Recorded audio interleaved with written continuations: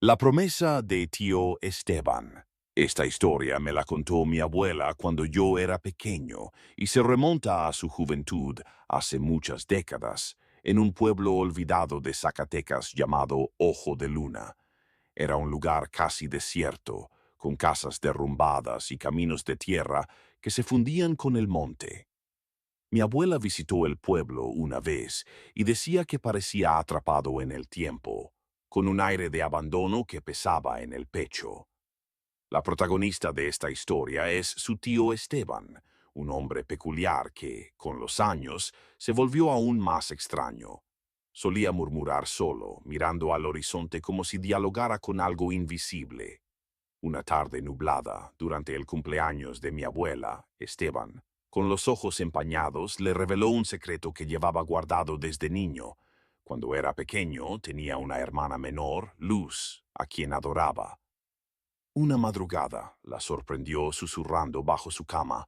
No había nadie, pero Esteban, intrigado, comenzó a observarla. Cada noche, tras un silencio inquietante, escuchaba voces, un coro de susurros que repetían frases ininteligibles, como si varias gargantas hablaran al unísono. Movido por la curiosidad, decidió seguirla. Una noche la vio salir por la ventana y caminar hacia el patio trasero, entre los nopales. Lo que vio lo paralizó. Pequeñas criaturas, no más grandes que muñecos de trapo, con rostros arrugados como cuero seco y manos huesudas, estaban frente a Luz. Vestían ropas viejas como campesinos de antaño y sonreían con dientes apretados, una mueca que no era humana. Luz les ofrecía flores, pan, incluso juguetes, y ellos lo recibían con una solemnidad que erizaba la piel. Esteban corrió a esconderse, temblando bajo las sábanas. Días después, Luz le dijo que pronto se iría, pero que no debía contar nada. Nos volveremos a ver, prometió, con una calma que no era de este mundo. Esa noche, Esteban la vio caminar hacia los nopales y desaparecer. Nunca regresó. La pérdida de Luz destrozó a la familia, que abandonó Ojo de Luna. Esteban cargó con esa promesa rota, convencido de que Luz regresaría por él, pero temiendo que solo encontraría un pueblo vacío. Tras contarle esto a mi abuela, Esteban lloró amargamente y salió a caminar solo. Al día siguiente no estaba en su cuarto. Lo buscaron por el pueblo y alguien dijo que lo vio partir al amanecer, diciendo que iba a Ojo de Luna. Fueron tras él hasta las ruinas de su antigua casa. Encontraron huellas frescas que se perdían entre los nopales, pero nadie lo vio. El hermano menor de mi abuela juró haberlo escuchado reír y hablar, como si se adentrara en el monte. Nunca volvieron a verlo. Esta historia siempre me ha hecho pensar en las promesas que nos atan a los lugares y a las personas. Esteban creía que Luz lo esperaba, pero ¿y si lo que lo llamó no era su hermana? ¿Y si algo más lo llevó de vuelta a ese pueblo desierto? La idea de que algo pueda esperarte, conocer tu nombre y tus recuerdos, me sigue dando escalofríos. La sombra en el árbol. Gracias por seguir con nosotros, comunidad. Mi nombre es Diego Morales y esta historia me toca de cerca porque la viví hace más de 10 años, cuando tenía 9 años, en un rancho en Jalisco. Mi padre quiso mostrarnos el lugar donde creció, una casa que ya no era suya, pero que guardaba sus recuerdos. El nuevo dueño, conmovido por su nostalgia, nos permitió pasar un fin de semana allí, sin costo alguno. Éramos mi padre, mi madre, mi hermanita Clara, de 3 años, y yo. Salimos de Guadalajara al amanecer, con el aire fresco y mi padre contando historias de su infancia, los animales que cuidaba, las cosechas, los juegos con sus hermanos en el patio. El paisaje cambiaba conforme avanzábamos, volviéndose más seco, con caminos polvorientos que levantaban nubes rojizas al paso de los autos. Yo, que me mareaba en carretera, me contuve esa vez, contagiado por la emoción de mi padre, quien parecía un niño recordando su vida en el campo. Al llegar, mi padre se quedó en silencio contemplando la casa. Estaba diferente. pintada de blanco, con ventanas nuevas y un porche elegante de madera. Pero para él seguía siendo su hogar. Nos mostró el corral donde guardaban vacas, el pozo donde sacaban agua, el patio donde corría con sus hermanos. Sus palabras pintaban un pasado vivo, y yo imaginaba a mi padre niño preguntándome si habríamos sido amigos a esa edad. Me perdí en esos pensamientos, intentando verlo correr por esos mismos caminos, riendo bajo el sol. Sin embargo, algo estaba mal desde el principio. Clara, que no paraba de correr, parecía distraída, como si escuchara una voz lejana. Durante el almuerzo, en una mesa junto a la casa, la vi saludar al aire. ¿A quién saludas?, pregunté. Señaló un árbol enorme, a unos metros, con ramas que parecían extenderse hacia el cielo como dedos retorcidos. Mi padre la tomó de la mano, con el rostro tenso, y la acercó a nosotros. No dijo nada, pero no dejó de mirar el árbol, como si esperara que algo surgiera de él. Seguimos explorando el rancho, y mi padre continuó con sus historias, aunque a veces su voz se apagaba, como si los recuerdos trajeran dolor. Habló de las noches en que él y sus hermanos jugaban a las escondidas, de las veces que se perdían entre los nopales, y su madre los regañaba. Pero cada vez que pasábamos cerca del árbol, su paso se aceleraba, como si quisiera alejarnos. Al caer la noche, nos acomodamos para dormir en la sala, en colchones improvisados sobre el suelo. Estaba medio despierto cuando Clara se levantó y caminó hacia la puerta.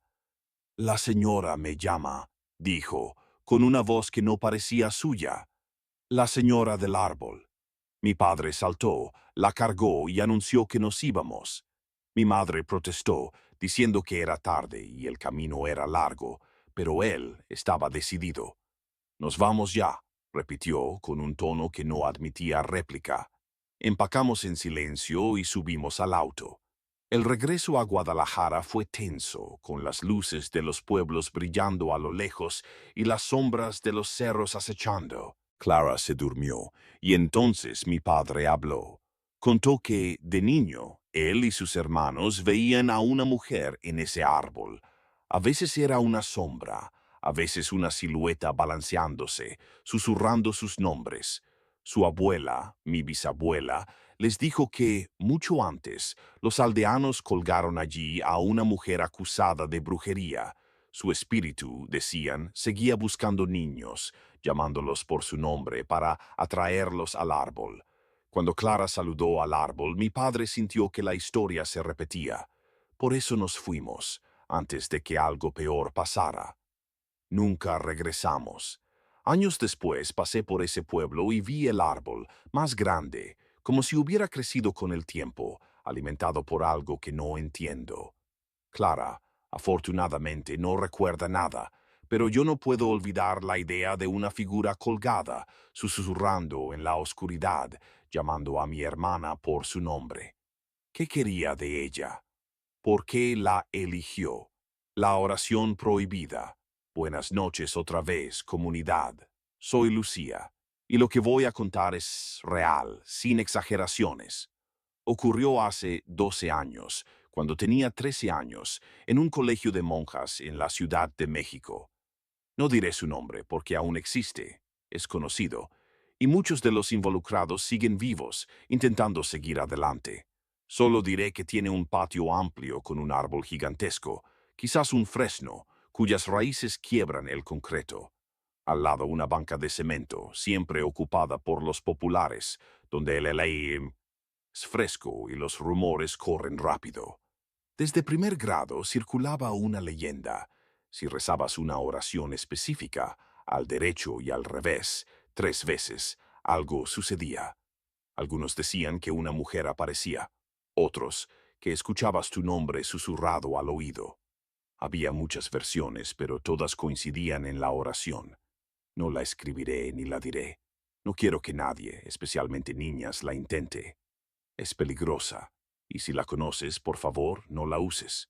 Créeme, no es un juego. En segundo grado, mi mejor amiga Sofía y yo éramos inseparables. Nos quedábamos hasta tarde ensayando para los festivales escolares, especialmente para una obra de teatro terrible que montábamos para fechas especiales, como el Día de la Madre o la Independencia.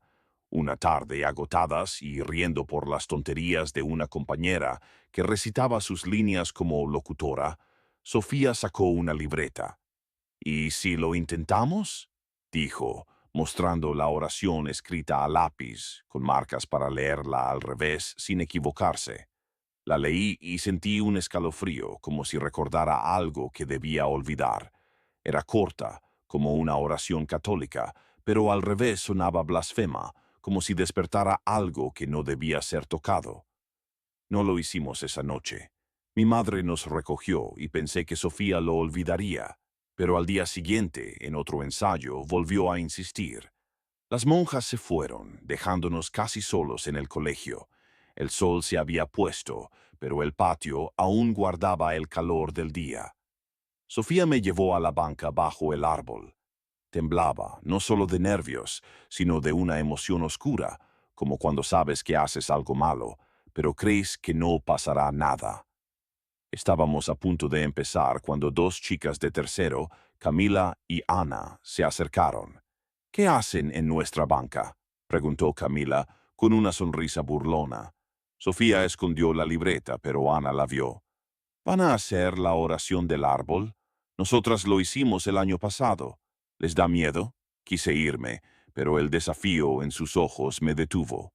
No quería parecer cobarde, aunque algo en mi interior me gritaba que huyera. Camila se sentó a mi lado, empujándome hacia el tronco. 3 veces, al derecho y al revés, dijo. Sofía dudaba, pero Ana insistió, como si fuera una prueba de valentía. Cuando contaron 3, corrí.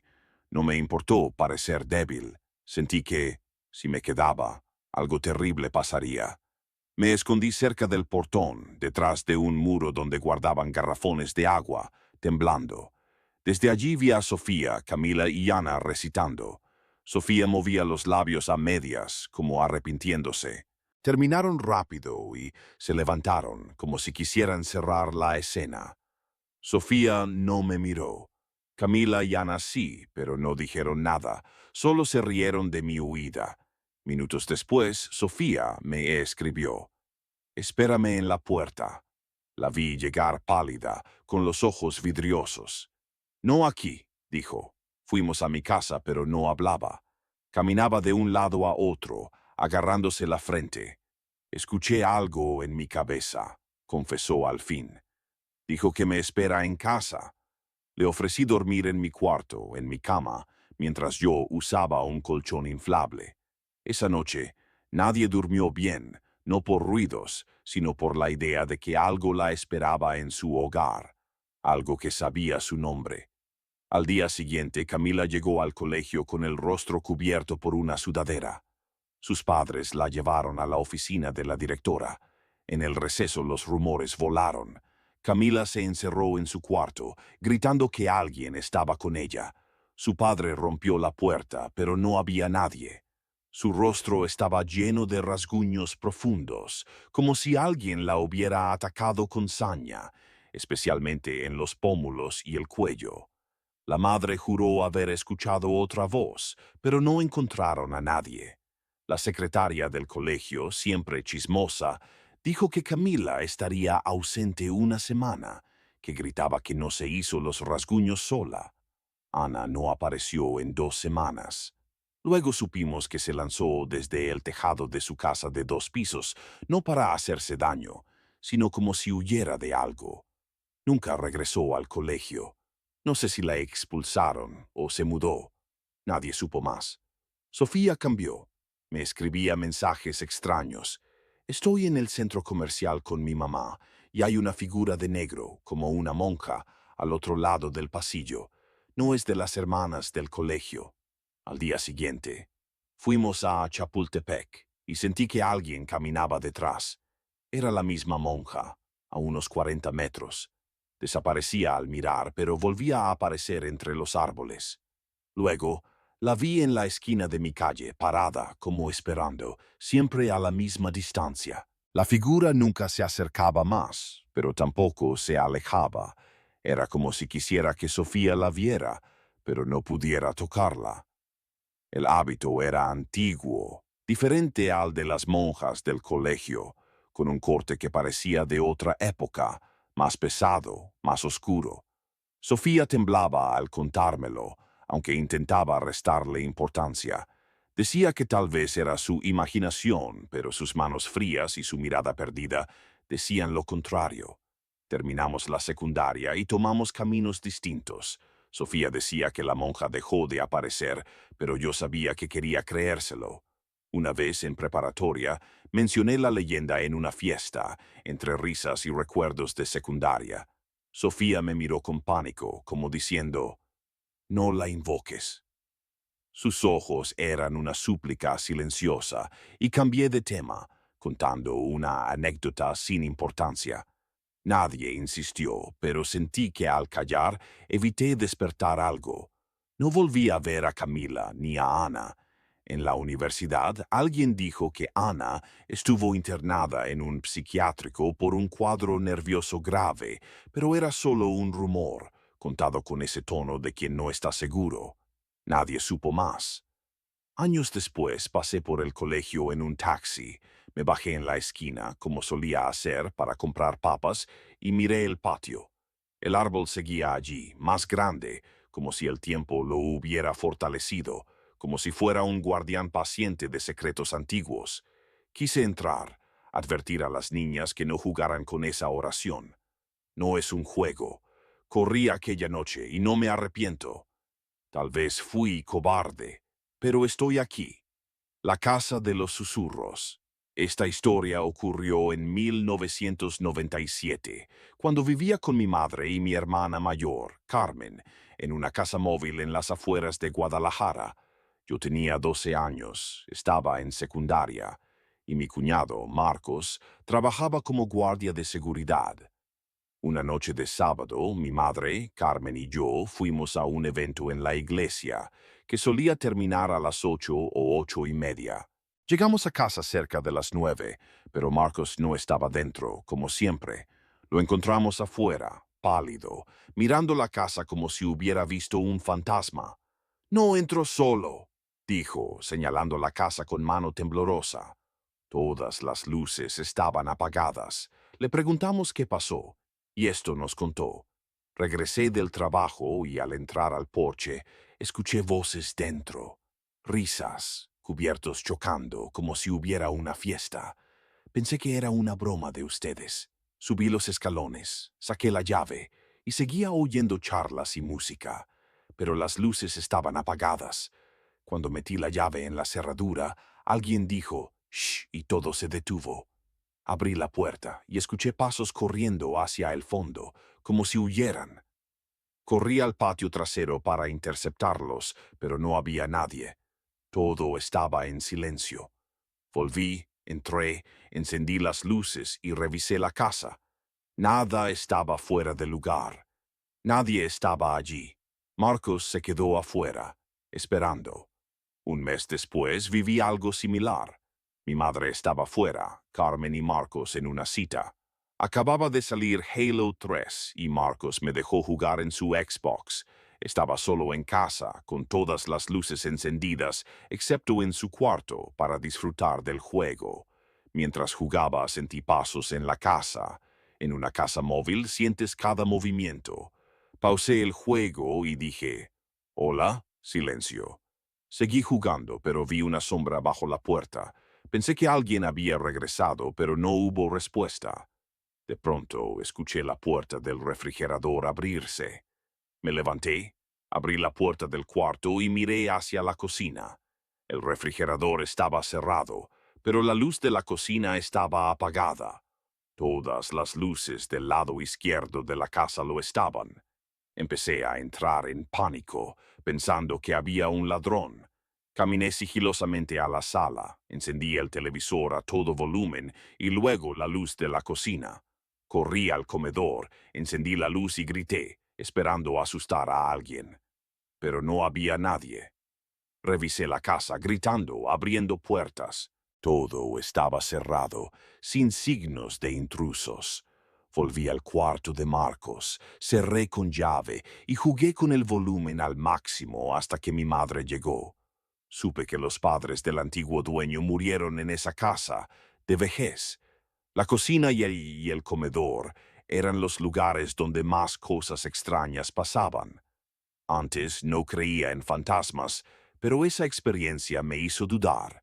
¿Era solo mi imaginación o algo realmente habitaba esa casa? El espejo del sótano. En 1985, mi familia pasaba la Navidad en una mansión en Querétaro, propiedad de mis abuelos.